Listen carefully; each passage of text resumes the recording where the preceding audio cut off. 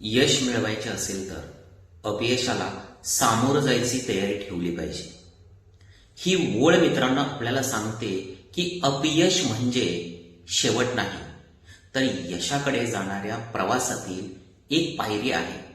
प्रत्येक वेळी आपण पडत असतो तेव्हा पुन्हा उभं राहणं हाच खरा विजय असतो. तुमचे परिश्रम कधीही वाया जात नाही, फक्त वेळ लागतो त्याला फळ यायला. आणि कधी कधी आपल्याला असं वाटत असतं की आपल्या मेहनतीला काहीच प्रतिसाद मिळत नाहीये. पण मित्रांनो, एक लक्षात ठेवा, प्रयत्नाचा परिणाम नेहमीच मिळत असतो. फक्त संयम ठेवायला पाहिजे आणि संयम ठेवून आपण पुढे चालत राहणं खूप गरजेचं आहे.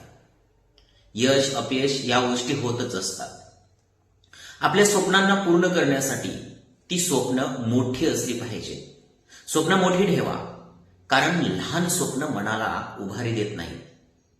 मोठं स्वप्न आपल्याला झोपेतून उठवत असतं, दिवस रात्र काम करायला भाग पाडतं. आणि एक लक्षात ठेवा, अशक्य शक्य करण्याची ताकद त्या स्वप्नामध्ये असते. जग बदलण्याची इच्छा असणाऱ्यांनी आधी स्वतःमध्ये बदल घडवणं आवश्यक आहे. आणि जगाला बदलायचं असेल तर आधी स्वतःला बदलायला शिका. कारण आपली छोटी कृतीच एक मोठा बदल घडवत असते, हे लक्षात ठेवा. त्यामुळे कुठल्याही संकटाला घाबरू नका. आपल्या जीवनामध्ये कधीही हार मानू नका. प्रयत्न कधीही सोडू नका, कारण शेवटचं पाऊलच यशाचं दार उघडत असतो.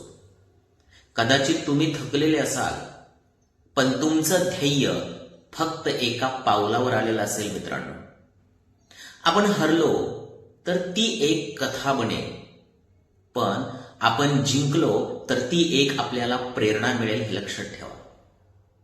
हार मानणं सोपं आहे, पण जिंकणं हे त्याचं उत्तर आहे, लक्षात ठेवा. आणि मग शेवटी यशाचा मंत्र एकच आहे: सुरुवात करणं आणि न थांबणं. अडथळे हे फक्त तुमचं ध्येय किती पक्का आहे ते तपासण्यासाठी येत असतात. आणि म्हणून पावले थांबवू नका, कारण यश फक्त त्यांनाच मिळत असतं जे शेवटपर्यंत धावत राहतात. धन्यवाद.